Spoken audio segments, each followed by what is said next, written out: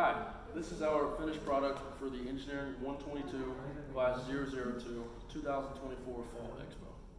The problem we're trying to solve with our product is trying to find a more dynamic way of giving entertainment to people investing in our product through their interaction, directly through its mechanical inputs, and so that it can more adaptively give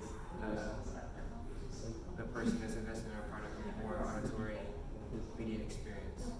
The basis of how our project works is the IR sensor in the front, right here. It will read any input of distance based on, for our project example, we will use our hand, right? So the further you are from the sensor, the louder the volume of the speaker will become.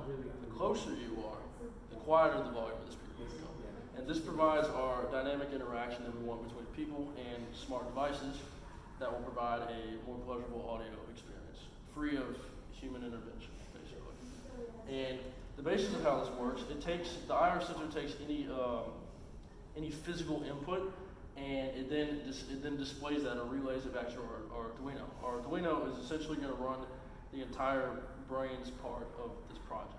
And this IR sensor is also, once it goes to the Arduino is then going to tell we have a digital potentiometer, and the digital potentiometer will act as a volume control for our project. And this is a dynamic example of a real world situation that would be shown by somebody physically moving closer or further from the speaker.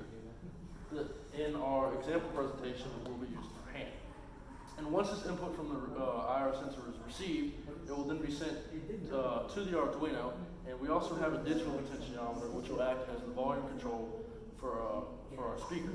And this IR signal will be sent to the Arduino, and then the Arduino will interpret it to the digital potentiometer, and the digital potentiometer will then vary the voltage of the speaker based on the distance of the IR. Okay, so here is the inner workings of our project. We have it all housed inside of this box that we've made, and inside the box we have our Arduino board, we have our digital potentiometer, we have the IR sensor connected to the outside, we have our speaker, and then we have a conglomeration of wires. The actual audio signal itself will be produced by the Arduino via the tone function, and this audio signal will then be sent to the digital potentiometer, and the varying resistance in the digital potentiometer will then determine the voltage that will be sent to the speaker. So the potentiometer acts almost as a gate. It acts as a gate between the voltage being received and then being sent to the speaker. And the the resistance being determined by the digital potentiometer will be seen through the IR sensor. The IR sensor, based on the distance that's being read, whether it's closer or further, will determine the resistance that's placed over the digital potentiometer. The specific engineering disciplines incorporated into this project include cyber engineering, electrical engineering, and a few aspects of mechanical engineering. And Jeremiah will first explain why cyber engineering was useful in the implementation of this project. Yeah, so cyber engineering was pretty much a major discipline within the production of our product, because all of the programming logic that we have for the Arduino controls basically every input and output that we have is connected to Arduino.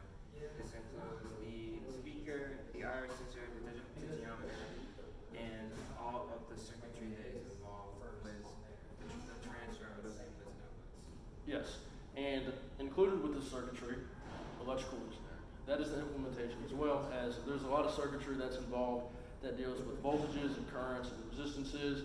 A few currents, especially with the digital potentiometer as well, just because the digital potentiometer can only handle such a minute load before it becomes overpowering for the system. And then the mechanical engineering principles of this is, of course, all the hardware that we use to put together, and some of the design aspects of fitting everything into the box in a somewhat neat manner that looks presentable to the judges. And this sums up our final project. Thanks for watching.